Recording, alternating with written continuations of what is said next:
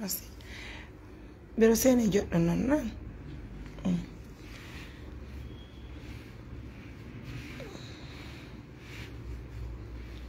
Toledo. O wawa joragol ɗon hara o yanali? Yeah.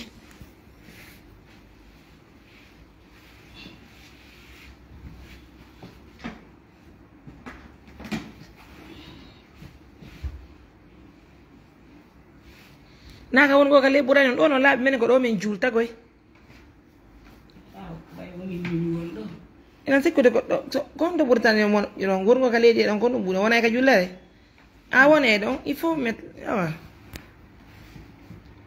ɗo ɗo no laaɓi po menen ko ɗo min julta ɓayɗo on ɗo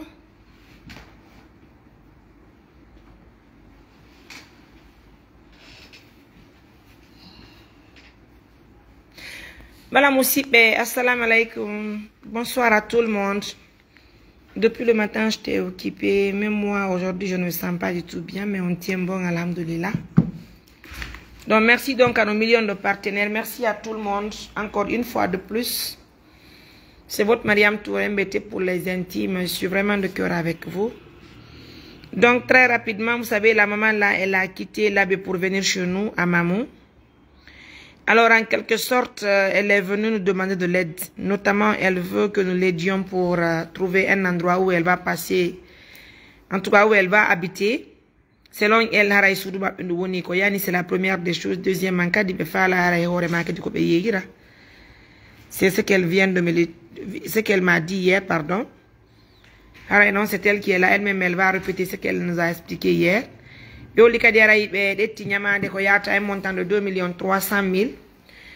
je l'avais même dit mini haray argongol ga wona ko hawri parce que haray de mari ko lontien labeton haray joni e ndara no be yiltora kamed em labe si Allah wala subhanahu wa ta'ala o muyi ndaren si Allah muyi justement no be wawa haray humpondirde e représentant me meɗen ɓellaɓe par ce que ɗum noon ɓuuri e moƴƴude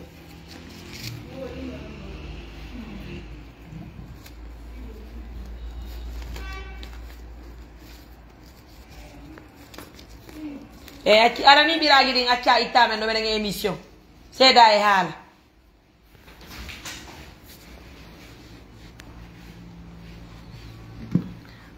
donc musidɓe kono yirɗon noon haray miɗo welti moƴƴa.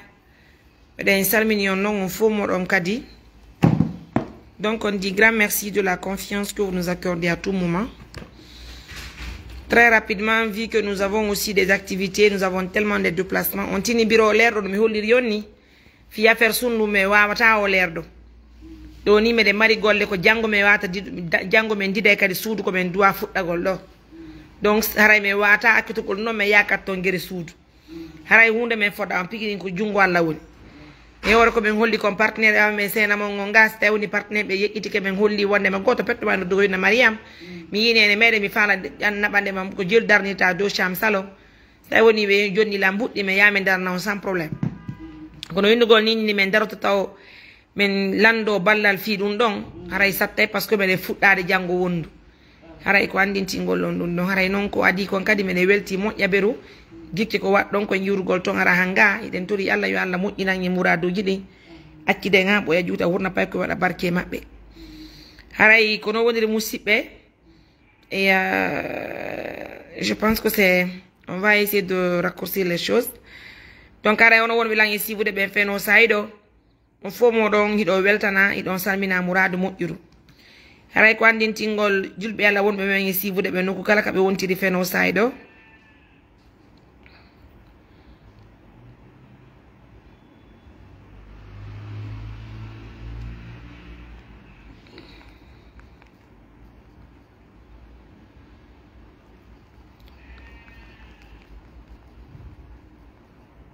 Excusez-moi. Donc, à la musique, c'est donc si vous de l'enfer no side, donc on dit tingolong. Haray, nene mede no doit y faire kamedem labe. Et voilà que be doit ko y faire kamedem labe. Haray ngani tina y julbe ben fo. kaka assistance humanitaire d'urgence woni ko ɓe hewti haray en humpodirno e sagata o yafoto ɓe noddamo ɗo de o humpitanmi inde makko nden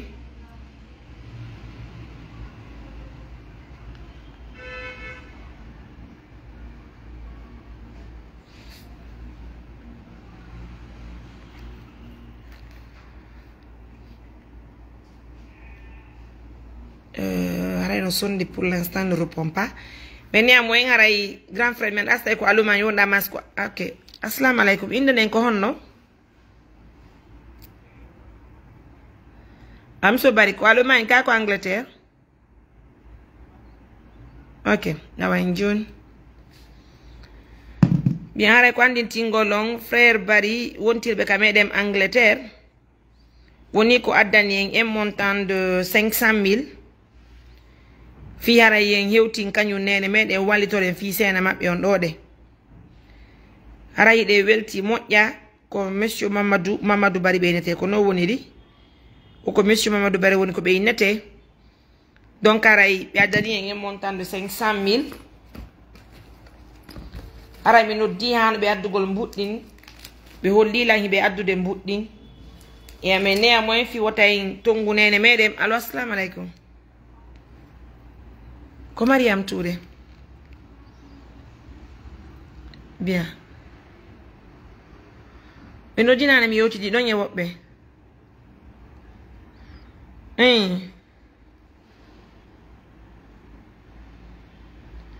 ɓe nanali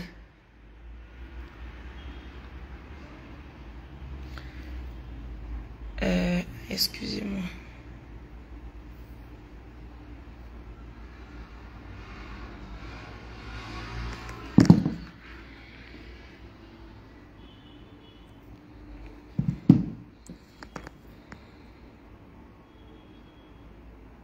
ok donc elle a déjà mbuɗɗi yewtiɗo 500 000 compte-moi l'argent là pardon je n'en ai pas. Prends-moi ça.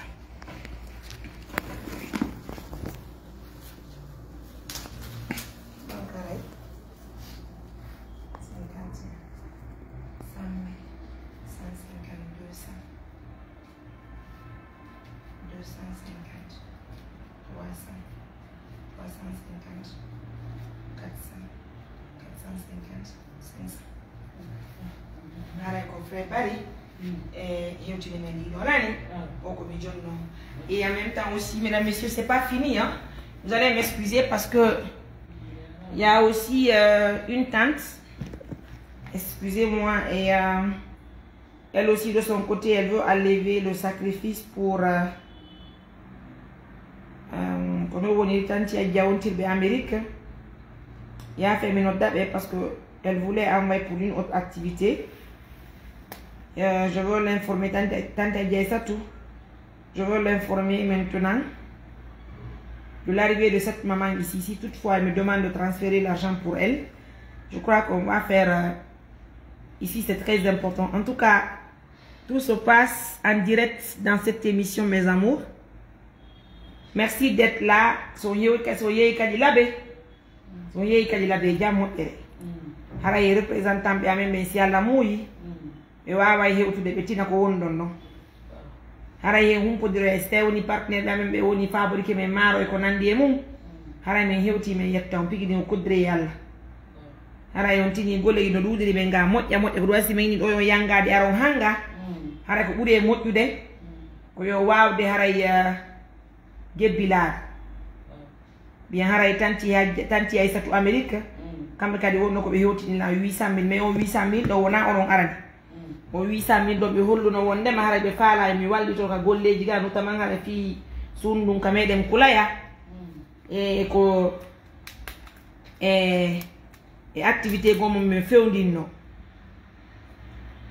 kono hara bay mi hendaki be taw ka téléphone do kono lan tangini hanta ko pellet si be hindu do muradu kala ko mun e wadde kon do be ina tata mi nabi mbuddin do hara ko moƴƴe ko buri e moƴƴude yo hato ñine golleji e mbuɗi moƴƴa fi sundum ka meɗen kulaya kono no ari ɗon ɗo ni joɗo yiltotorade ni kadi haray tigi tigi on e ko mame wawa haray e yoɓinde on goɗɗum haray tanti ay satu onon be Amérique ben onon ngi modi mom weltike moƴƴa haray on $100 on 800 000 ko mi wani en kon fi ɗum ɗo haray naɓiray ɗo on wallete to yummiraɓe ɓen ɓemano ɓe yaara hakke tan biro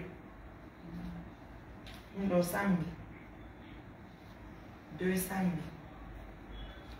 300 000 400 500 600 700 800 hara ɗiɗo na onon aranno ko meɗen doyatiti ko mi wi on janngo suudu ɓe ni mi wali toon ka golleɗi notamment si mi naɓi ton hara ɓe welti joni noon ɓay haray minen andi hiɗon ari ɗo on wawata hara ɗi noon mbuɗi mi addi ko sadaka ɓe ko duwa tum ɓe faala haray ko 800 000 woni komi jonni on ɗo kadi ko 500 000 iruɓe Angleterre nani haray mude ɓe ameni e partenaire mumen ko yiɗo woni ko heeɓi ɓiro ko yoɓiramen e ngarɗo hara yiɗo wawi litade ka meɗen laaɓi so tawi woni Allah noon wiyoɓe walto ñande goore représentant amen ɓe yaaɓe yettoya ɓe tina ko wonɗon noon soɓe humpitima en sa woni haare feere no weeɓi ga so ɓeɗen yendi zakkaji ko nandi e mum ɓe gamata yagol men tawa men walto nani fade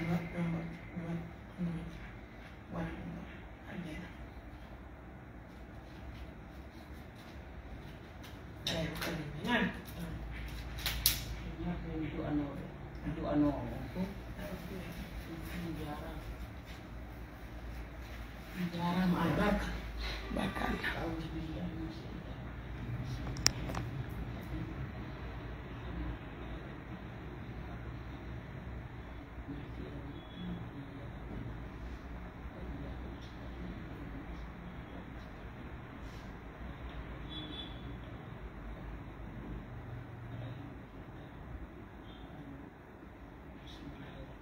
allo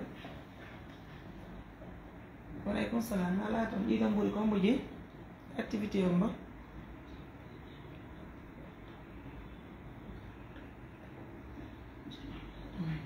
ok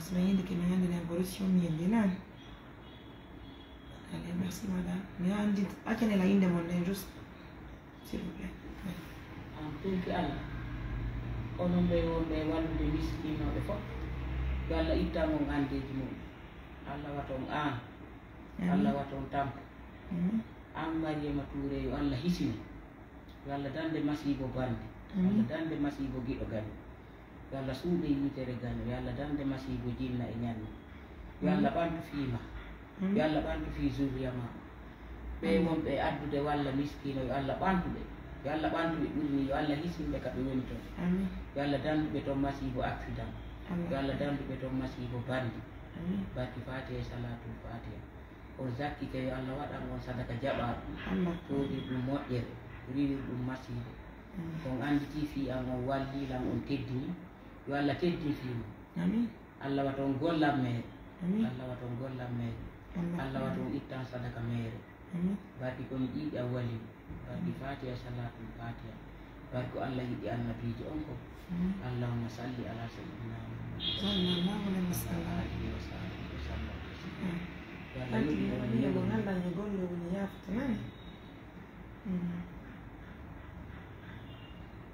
okay.